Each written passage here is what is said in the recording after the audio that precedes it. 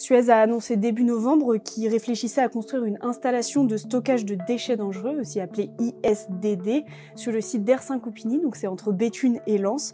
Le projet a pour but de réduire les coûts de transport, puisque actuellement l'ISDD la plus proche se trouve à côté de l'aéroport de Roissy-Charles de Gaulle.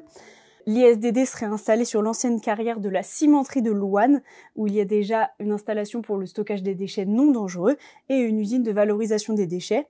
Le projet est d'autant plus important que, pour l'instant, tous les déchets dangereux qui sont produits dans le Nord-Pas-de-Calais sont envoyés soit en Île-de-France, soit dans le Grand Est, et ces deux décharges pourraient fermer à partir de 2024.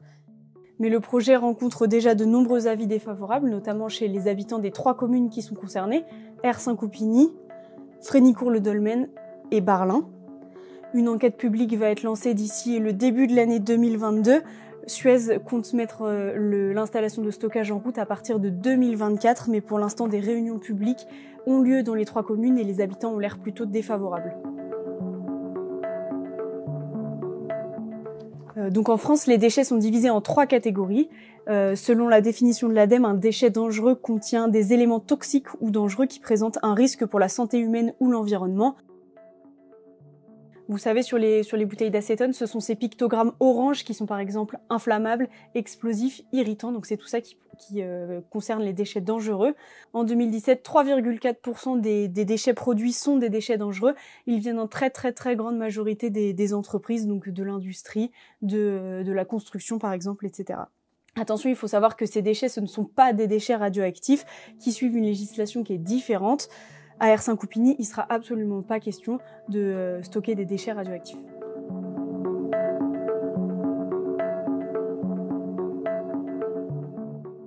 Il existe une loi qui acte le principe de proximité et d'autosuffisance sur la gestion des déchets dangereux.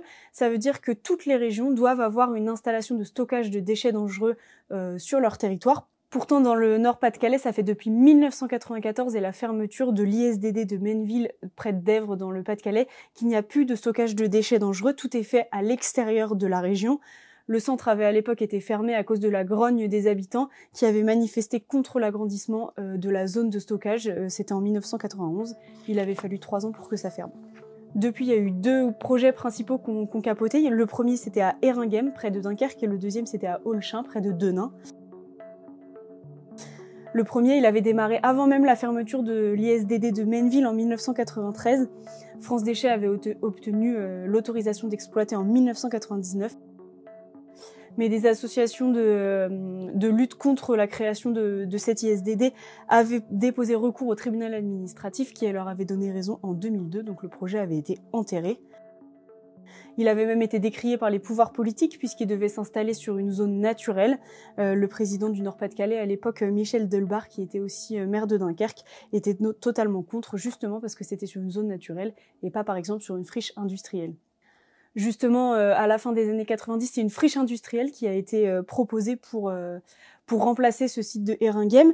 Ça se trouvait donc à Olchin, près de Denain, et là les pouvoirs publics y étaient beaucoup plus favorables. Malheureusement, l'accident d'AZF à Toulouse en 2001 a changé toutes les règles environnementales. Le projet d'Olchin a donc été mis sous silence pendant près de 5 ans. En 2006, il est revenu sur la table et France Déchets avait obtenu le permis de construire, mais encore une fois, les associations environnementales ont protesté et finalement, le projet a été abandonné en 2010. Depuis, on n'entendait plus du tout parler d'installation de stockage de déchets dangereux dans la région jusqu'au mois d'octobre dernier où on a commencé à parler du site de Ersin-Coupigny.